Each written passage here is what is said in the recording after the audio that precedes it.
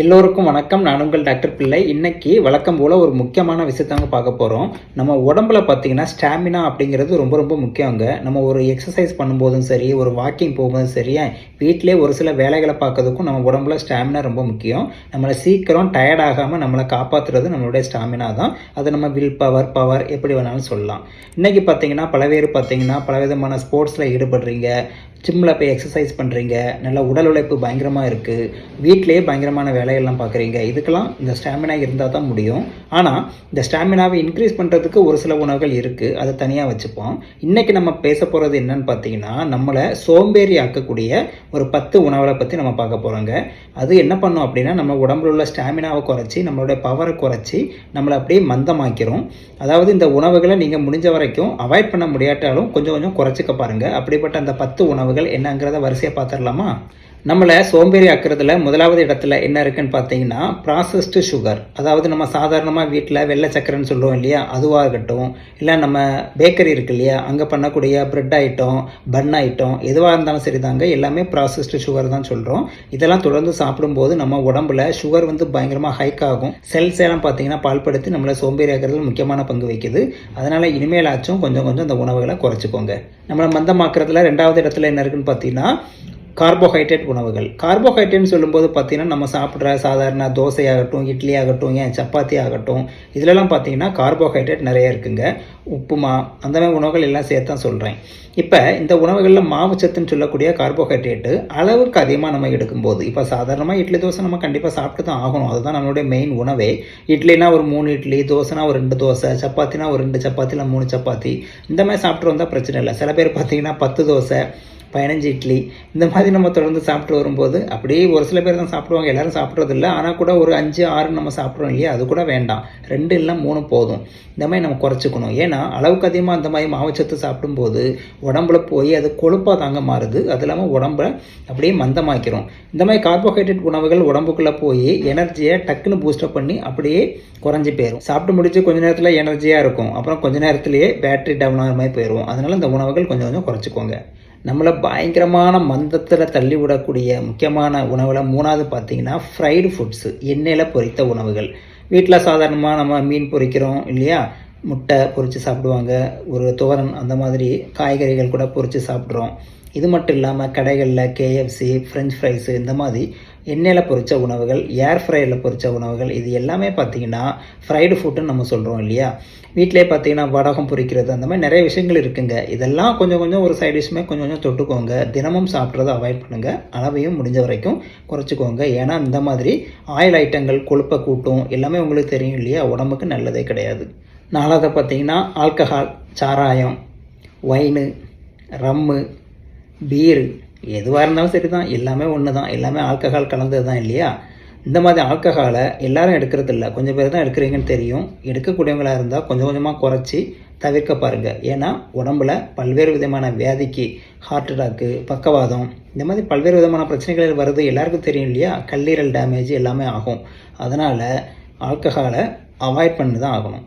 சோம்பேறி ஆக்கிறதுல 5வது சொல்லக்கூடிய உணவு பார்த்திங்கன்னா காஃபி. என்ன டாக்டர் சொல்கிறீங்க, காஃபி குடித்தா சோம்பேறி ஆவேனா, அப்படியே எனர்ஜி நான் என்னெல்லாம் செய்வேன் தெரியுமா அப்படின்னு நீங்கள் கேட்குறது எனக்கு புரியுதுங்க. ஒரு விஷயம் நல்லா புரிஞ்சுக்கோங்க. எல்லாமே ஒரு நல்ல உணவுன்னு எப்போ சொல்கிறோம்னா, தொடர்ந்து லாங் ஸ்டாண்டிங்காக நம்மளுக்கு நன்மை தந்தால் மட்டும்தான் அது நல்ல உணவு. காஃபியில் கஃபைன் அப்படின்னு சொல்லிட்டு ஒரு வேதிப்பொருள் இருக்குது, உங்களுக்கு தெரியும். அதுதான் நம்ம காஃபி குடித்து கொஞ்ச நேரத்தில் பயங்கரமாக ஆக்டிவாக இருக்கிறதுக்கு காரணமாக இருக்குது. இந்த ஆக்டிவ்னஸ் எவ்வளோ நேரத்துக்கு இருக்குது கொஞ்சமாக நீங்கள் யோசித்து பார்த்துருக்கீங்களா? தொடர்ந்து நீங்கள் காஃபி எடுத்துகிட்டு வரும்போது, காஃபி குடித்து கொஞ்சம் நேரம், ஒரு 2 மணி நேரம் அந்த பிளட்டில் அந்த கஃபைன் இருக்கிற வரைக்கும் பயங்கரமாக எனர்ஜெட்டிக்காக இருக்கிற மாதிரி ஃபீல் பண்ணுவோம். அப்புறம் பேட்ரி டவுன் ஆயிரும். அதனால் காஃபி தொடர்ந்து எடுக்கிறது, கஃபைன் தொடர்ந்து எடுக்கிறது நல்லதே கிடையாது. இது ஒரு அறிவியல் பூர்வமான உண்மை. ஆரம்பத்தில் எனர்ஜியாக இருக்கும், போக போக லைஃப்பை ஸ்பாயில் பண்ணிடும். காஃபியை முடிஞ்ச வரைக்கும் அவாய்ட் பண்ண முடியாட்டாலும் கொஞ்சம் கொஞ்சம் குறைச்சிக்கோங்க. சாராயத்தை கூட கம்பேர் பண்ணும்போது காஃபி அந்தளவு கெட்டது கிடையாது. அதனால் சாராயத்தை அவாய்ட் பண்ணுங்கள், காஃபியை குறைச்சிக்கோங்க. உடம்பை பால்படுத்துறதுல 6வது இடத்துல என்ன இருக்குன்னு பார்த்தீங்கன்னா சால்ட்டி ஃபுட்ஸு. சோடியம் குளோரைடுன்னு சொல்லக்கூடிய சால்ட்டு வந்து உப்பு உடம்புல அளவுக்கு அதிகமாக சேரும்போது வாட்டர் ரிட்டென்ஷன், தண்ணியை உடம்புல பிடிச்சி வைக்கும். இதனால் என்ன ஆகுன்னு பார்த்தீங்கன்னா உடம்புல பிபி அதிகமாகி பல்வேறு விதமான பிரச்சனைகள் வருது. ஹார்ட் அட்டாக்காக இருந்தாலும் சரி தான், தலையில் ஸ்ட்ரோக்காக இருந்தாலும் சரி தான், கல்லீரல் பாதிப்பாக இருந்தாலும் சரி தான், கிட்னி பாதிப்பாக இருந்தாலும் சரி தான், எல்லாமே உப்பு அளவுக்கு அதிகமாக எடுக்கனால வரக்கூடிய பிரச்சனைகள். உப்பு இல்லாத பண்டம் குப்பையிலேன்னு சொல்லுவாங்க, அதுக்காக உப்பு ஃபுல்லாக சாப்பிட்றாதீங்க, கொஞ்சம் கொஞ்சம் குறைச்சிக்கோங்க. நம்மளை மந்தமாக்குறதுல 7வது பார்க்கக்கூடிய உணவுன்னு பார்த்தீங்கன்னா ப்ராசஸ்டு மீட்டு. மீட்னா தெரியும், இறைச்சி. அது பீஃப் ஆகட்டும், மட்டன் ஆகட்டும், சிக்கன் ஆகட்டும், என்ன வேணாலும் இருந்துட்டு போகட்டும். இது ப்ராசஸ் பண்ணி சாப்பிடக்கூடாது. மீன் கூட நல்லது தான், ஆனால் அது கூட ப்ராசஸ் பண்ணி சாப்பிட்டா, ப்ராசஸ்னு என்னென்னு பார்த்தீங்கன்னா சூப்பர் மார்க்கெட்டில் போய் வாங்கும்போது ஐஸில் வச்சு பதப்படுத்தி வச்சுருக்காங்க இல்லையா, அது பேர் தான் ப்ராசஸ் மீட்டு.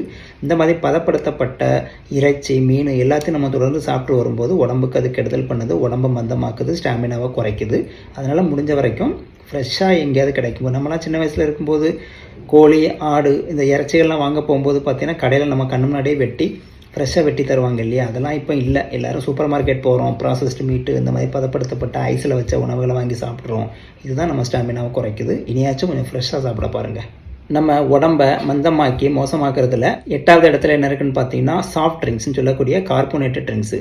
Pepsi, coca cola, Mountain Dew, Fanta, normal சோடாவும் இந்த கேட்டகரியில் தாங்க வருது.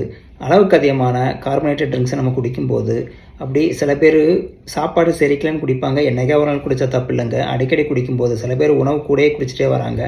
இதெல்லாம் பார்த்திங்கன்னா உடம்புக்கு பயங்கரமான கெடுதல் தான்.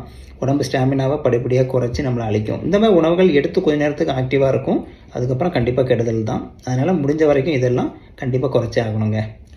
நம்மளை மந்தமாக்கி உடம்பை பால்படுத்தல 9வது இடத்துல என்ன இருக்குன்னு பார்த்தீங்கன்னா ஆர்டிஃபிஷியல் ஸ்வீட்னர். சுகர், அதாவது டயபெட்டிக் வந்தவங்க பார்த்தீங்கன்னா நார்மல் சுகருக்கு பதிலாக ஒரு ஆர்டிஃபிஷியலான ஒரு டேப்லெட் இனிப்புக்காக போட்டு குடிப்பாங்க இல்லையா, அதுவாகட்டும், சமையலுக்கு டேஸ்ட்டுக்காக சேர்க்கக்கூடிய அஜினமோட்டோ அந்த மாதிரி பொருளாகட்டும், இதுக்கு பேர் வந்து ஆர்டிஃபிஷியல் ஸ்வீட்னர் இல்லைனா டேஸ்ட் என்ஹான்சர் அப்படின்னு சொல்லுவோம். இந்த விதமான கெமிக்கல் பவுடர் தாங்க இதெல்லாம். வெள்ளை கலரில் இருக்கும் இல்லையா, அது நீங்கள் பவுடர் ஃபார்ம்லேயோ டேப்லெட் ஃபார்ம்லேயோ இனிப்புக்காக சேர்த்தாலும் சரி, டேஸ்ட்டுக்காக சேர்த்தாலும் சரி, இதெல்லாம் உடம்புல போய் கண்டிப்பாக கெடுதல் உண்டு பண்ணுது, ஒவ்வொரு செல்லையும் அழிக்குது. முடிஞ்ச வரைக்கும் சுகர் பேஷண்ட்டாக இருந்தால் கூட கொஞ்சம் சுகர் இல்லாமல் பழகுங்க. ஆரம்பத்தில் கஷ்டமாக இருக்கும், நாள்பட சரியாக போயிடும். நாட்டு சக்கரை கொஞ்சமாக வேணால் சேர்த்துக்கலாம், தப்பு கிடையாது. Artificial sweetener, artificial taste enhancer இதெல்லாம் சாப்பிட்றத விட நம்ம இயற்கையிலே கிடைக்கக்கூடிய நாட்டு சக்கரை அதெல்லாம் எவ்வளோ மேல் இருந்தாலும் அதுவும் அளவு கொஞ்சமாக தான் சாப்பிட்ணும். வெள்ளை சக்கரையை அறவே தவிர்க்கணும். உடம்பை அப்படியே மந்தப்படுத்தி நம்மளை ஸ்டாமினாவை குறைச்சி சோம்பேறி ஆக்கிறதுல 10வது இடத்துல இருக்கிறது என்ன தெரியுமா, லார்ஜ் மீல்ஸ், ஹெவி மீல்ஸ். அதாவது வழக்கமாக நம்ம கொஞ்சம் இவ்வளோ சாப்பிட்றோன்னா சில விருந்துக்கெலாம் போனால் இவ்வளோ சாப்பிடுவோம், என்னைக்கா ஒரு நாள் சாப்பிட்டா பிரச்சனை இல்லை. இந்த சினிமா படங்களில் ராஜ்கிரண் மாதிரி, நெப்போலியன் மாதிரி இந்த மாதிரிலாம் பார்த்திங்கன்னா முக்கியமாக இப்போ நம்ம ஒரு சாப்பாட்டு ராமன் மாதிரி டெய்லி சாப்பிட்டா என்ன ஆகும்? எப்போவுமே நம்ம சாப்பிட்ற சாப்பாட்டுக்கு ஏற்ற மாதிரி உடல் உழைப்பு இருந்தால் பிரச்சனை இல்லைங்க. அந்த படங்கள்லாம் அவங்க நிறைய சாப்பிட்டாலும் நல்ல உடல் உழைப்பு பண்ணுற மாதிரி தானே காமிச்சிருப்பாங்க. அதனால் நல்ல உடல் உழைப்பு உள்ளவங்க என்னென்னாலும் சாப்பிடுங்க. ஆனால் நம்ம இப்போ உள்ள காலகட்டத்தில் உடல் உழைப்பு கம்மி.